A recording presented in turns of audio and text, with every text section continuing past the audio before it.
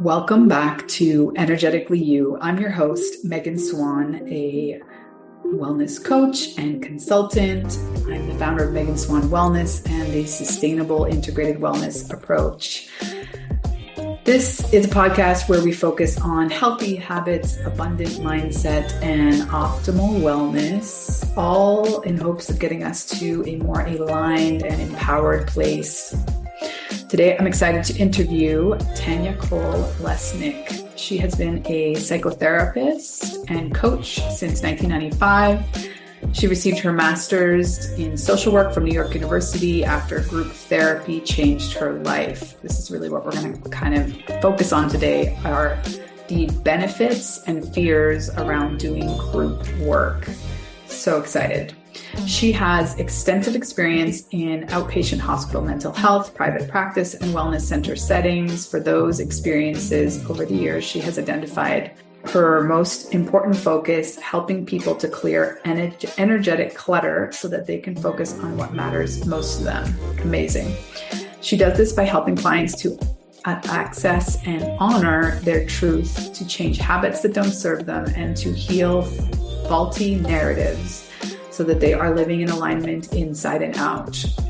Her work revolves around a combination of intimate therapeutic groups and individual sessions, as the sharing of inner worlds and being human together in a safe space and a chance to process whatever comes up separately until clients are ready to share those details in the group is an incredibly powerful combination that leads to lasting transformation. Amazing. So let's dive in.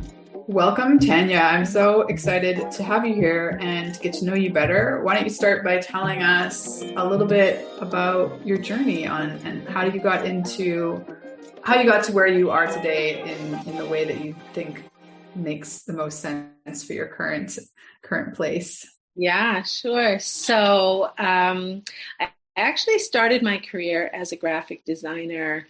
And really? Yeah, so during that time when I was in my mid-20s, I was really longing for a long-term love relationship, and it wasn't happening for me, and I didn't understand what was in the way and wanted to start to explore that. I did not immediately go towards the idea of therapy because I think at that time I did feel a lot of stigma and saw it as something that was maybe for other people, but perhaps my problems were not quite legit enough for therapy. Mm-hmm. But with a few sort of things as my life was evolving, finally did go towards the idea of therapy and started to work with a woman who also ran a group therapy. And so pretty early on, she suggested that I add group therapy to the mix. And so I did a combination of working with her individually and group as well. That process changed my life so significantly that I actually left my career as a graphic designer and went back to school, became a therapist, and have been dedicating my life to helping other people have transformation in their life towards whatever it is that they want most of all for the past, it's been more than 27 years now. So wow. Well, so can you tell us a little bit more about your personal healing journey and like what was the blockage, if you don't mind? Yeah, absolutely. So I went into the group and the therapeutic experience really feeling pretty flawed. I felt like the reason why I wasn't connecting to somebody for a long-term love relationship was because there was something wrong with me. And what happened in that process is I, in the group situation, started to connect to people who had insecurities of their own, but I could see how amazing they were. And so starting to realize, excuse me, some of those insecurities were not really about any of us. It was about the human condition, and started to learn about myself and what it meant to have needs and what the impact of having grown up in the family that I grew up in, what the impact of that was. And learning all different kinds of things was so helpful And then it impacted how I showed up in the world. So when I stopped feeling so flawed, I was much more comfortable in how I kind of connected to other people, and then noticed that other people were starting to gravitate more towards me. I did meet my husband early on when I was in the group situation, and we just celebrated our 30th wedding anniversary a couple of weeks ago. So that part happened. Wow, Yeah, congratulations. thank you. So that part happened. We have two grown daughters.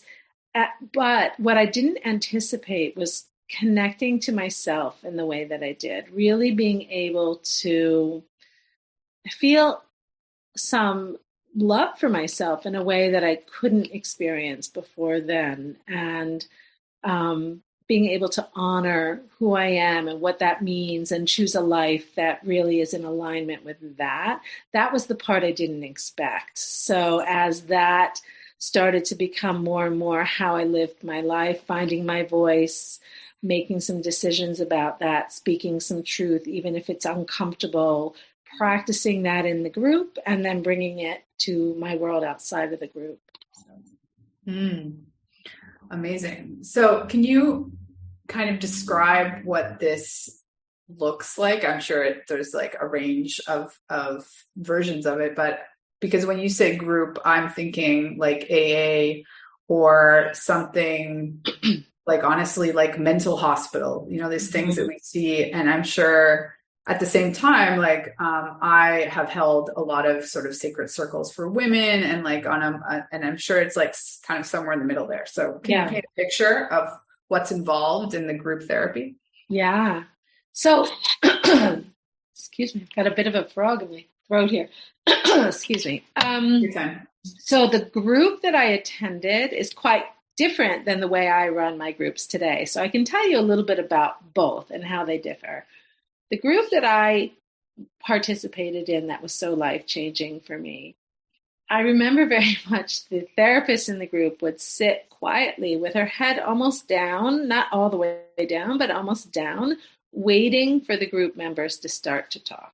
And then it was on us to start to say what was going on for us and find our voice and be able to connect to each other and all of that.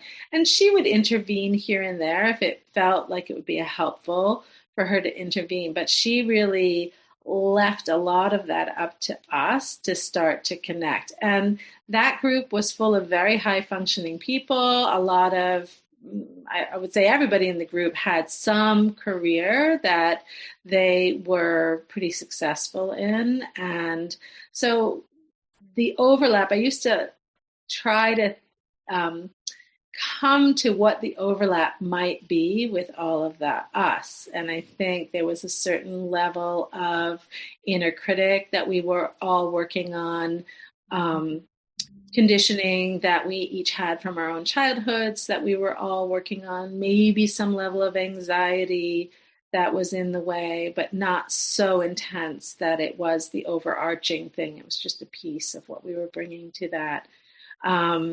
So that was the group that I was in then. And the way that I run my groups now is more structured. I, at the moment, am only working with women in my groups, but I'm opening up to possibly expanding that.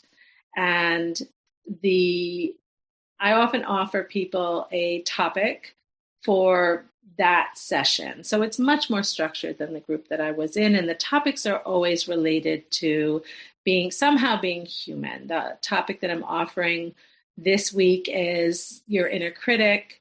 And what's your inner critic saying to you these days? How do you handle it?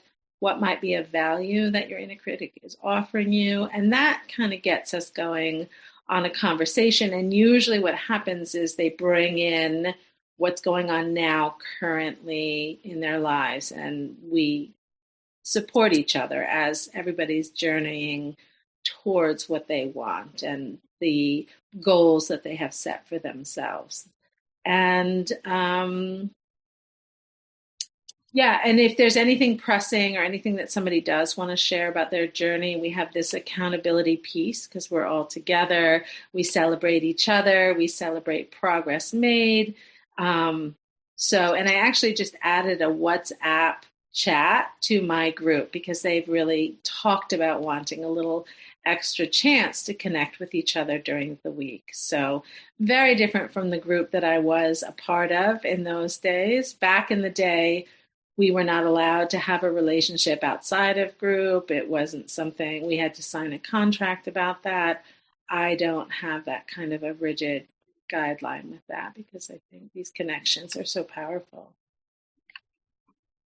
Okay, so many follow-up questions. First, because you just touched on it, do you think that because you are sort of between the worlds of psychotherapy and coaching, is that shifting? How are you seeing it opening, as I'm guessing where it's going, is being less dogmatic? I don't know if that's the right word. Mm-hmm.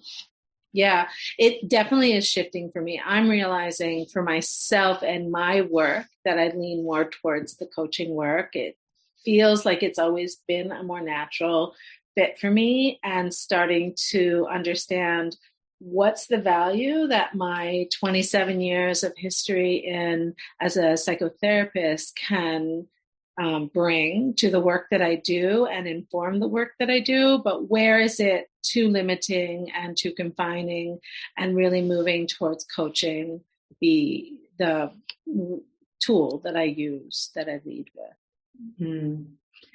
Okay, so let's imagine, because I've always loved group work, and I'm a relatively public person. I'm very introverted, but I always have been very public and not shy in a lot of ways. What do you say to someone who you're working with? They're like completely against the idea or deathly afraid of appearing or being vulnerable, or speaking something that they haven't worked out with anyone except you in public or in this group first? Yeah, happens all the time. It does take some convincing often when I'm working with somebody to let them know that I think group work would be really helpful addition to the work that they're doing. And I'm trying to get better at even explaining some of the benefits that I see. Why do I think that that would be more powerful to add that in? So often I do get a lot of resistance.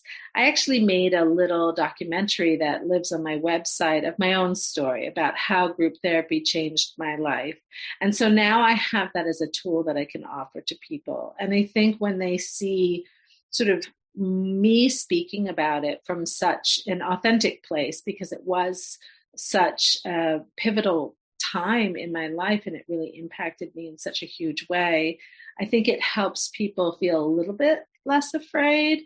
And I have had the situation where I've talked to people about doing group for a while and they resist, and then get into group and they're like, oh, okay, now I get it. So I think that there is some reality to people are going to be ready when they're ready. And there's often a leap of faith part of it where, like what happened with me when I agreed to join the group, I was terrified at the idea of it, but I was building trust with this therapist. So I decided that I trusted her.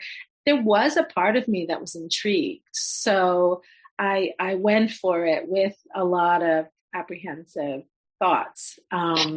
So yeah, I imagine you're given the space to sort of just be a witness at first, and you're not obligated to open up at any given point. I mean, it's all voluntary, right?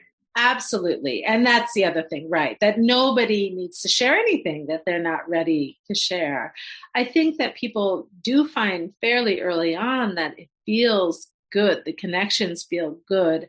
I pride myself in creating a safe space, and that there is a certain level of communication that happens there that's different than what happens in the rest of the world. But that usually that different than what happens publicly in places that are not as sacred. So I think when people notice that there is some comfort amongst the members, because I do kind of, right now, I allow people to join a group that already exists. So some of the people already know each other and some people don't, which can be a little bit off-putting to people. But on the other hand, it is parallel to what happens in real life outside of group, where you're maybe connecting to a group of people who already know each other and what's that like.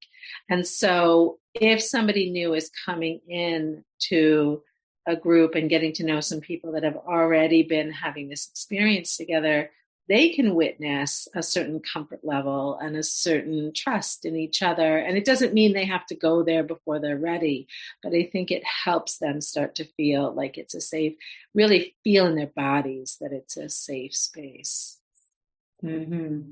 Can you break down for us a little bit from a psychological perspective, like on the one hand, why, it's like one of the most common fears, speaking in public in general, and then like something about very personal and vulnerable, it's even worse. And at the same time that as humans, it's so powerful and healing for us to feel seen and heard and understood. Yeah. It's, well, people are terrified about it, for sure. And I think people say, well, I don't want to share all my stuff with strangers. But what they don't realize is how quickly they don't stay strangers. They start to develop relationships with these people, and then it's different. So there is that. I was just sharing with you briefly that I just came back from a retreat that I went on, and I did a lot of my own personal growth work on this retreat. And even though I've dedicated my life to doing this work, and I've done this many, many times over in terms of allowing myself to go to those vulnerable places and sharing that in a group, it is not easy to do. It's very painful because I think we're showing the parts of ourselves that we're not thrilled about. And that can be hard to do. I think there's a fear maybe that if somebody sees those parts of ourselves, they're not going to love us, or we're not going to be able to connect to people. And then the reverse happens. I think when I shared some of my vulnerable things, people said sometimes during the group feedback like, thank you, you've given me permission, or that really resonates with me, or would approach me outside of our group sessions and to say, that thing that you said really stuck with me. I really relate to that. And so it's those other communications that help us. And I think that's what happened to me early on in that group. It helps us realize, oh, me sharing that stuff doesn't make me unlovable. It's actually the opposite. It helps. And I think Brene Brown has said, it's like vulnerability is like the glue that holds us together, a relationship or something like that. So yeah, it's so, so powerful, but hard to do. Yeah. So you mentioned sort of the ebb and flow of people coming in and out. Like in general, do you sort of have guidelines or rules around like how long someone's in the group work for, or it really depends on the individual? For now, it depends on the individual. I am moving towards creating more structured packages so that people are committing to a combination of group and individual work for a period of time, and that we have some understanding of what our goals are during that time. That's what I'm moving towards. It's still going to have an organic flow to it. It's just how I run groups. But it's going to give us a bit more of a framework.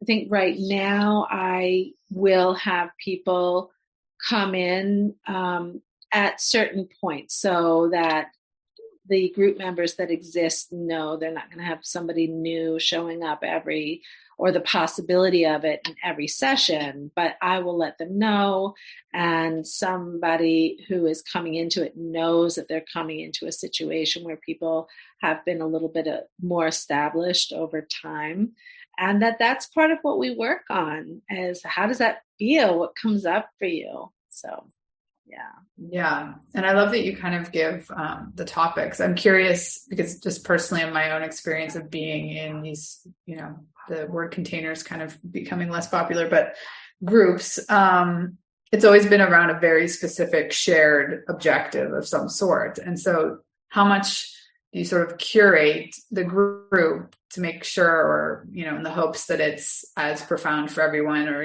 like that's not the, like your common denominator of your personal group where, it was like an inner critic. Everybody was particularly hard on themselves.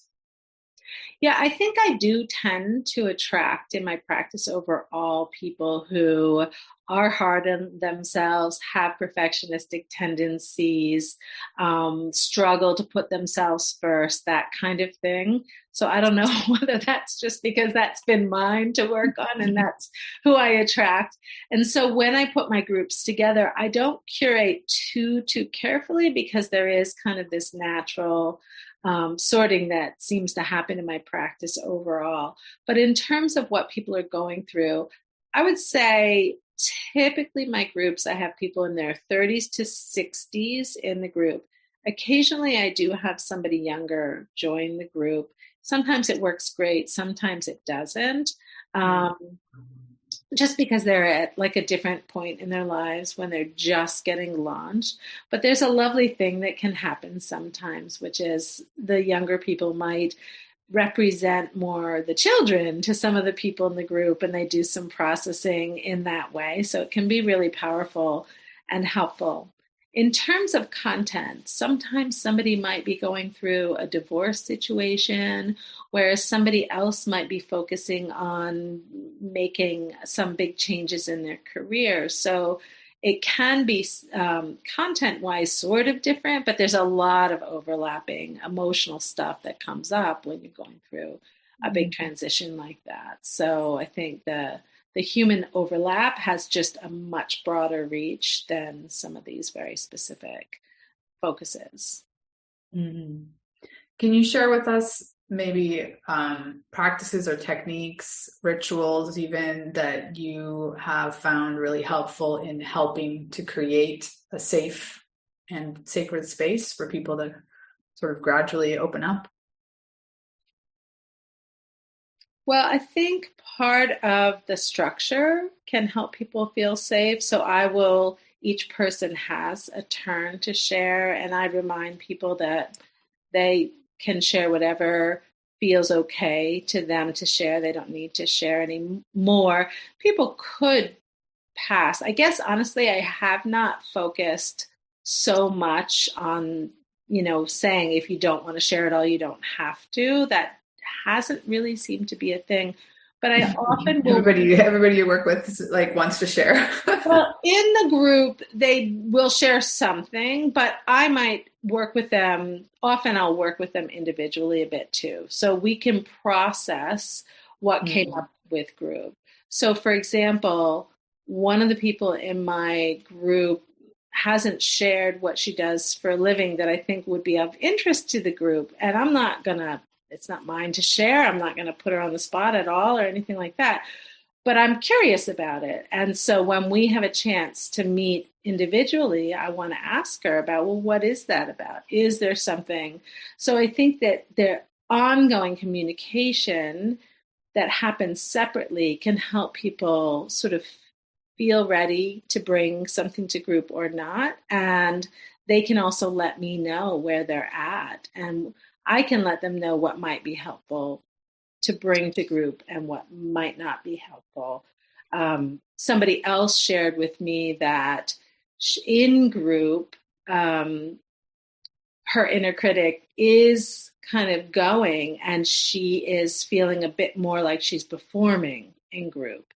And that happens outside of group. So I want to support her in starting to deal with that while it's happening as best she can, because that's going to help her work through it, which is scary. So this is going to be an ongoing communication separately with us, and we'll see where she starts to bring things to group. So I think maybe people will share more superficial stuff if they're not feeling ready to get into the deeper stuff. And I don't push for that unless there's something very specific that I've been working on with somebody that they know that's their crutch and that they really want to work on that. Then we'll make that transparent even to the group if that's where the person is and they're ready for that.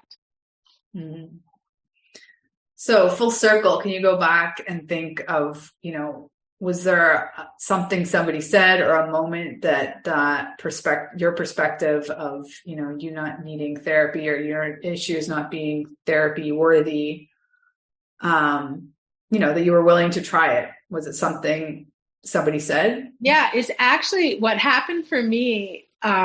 I used to smoke cigarettes at the time, and I wanted to quit smoking cigarettes. And the gym that I belonged to had a program that was included. You could join this program, which really turned out to be group therapy in a therapist's office about cigarettes. So there was a certain level of safety because we were all speaking about the same thing. Yeah. There was a limit to how deep we would get.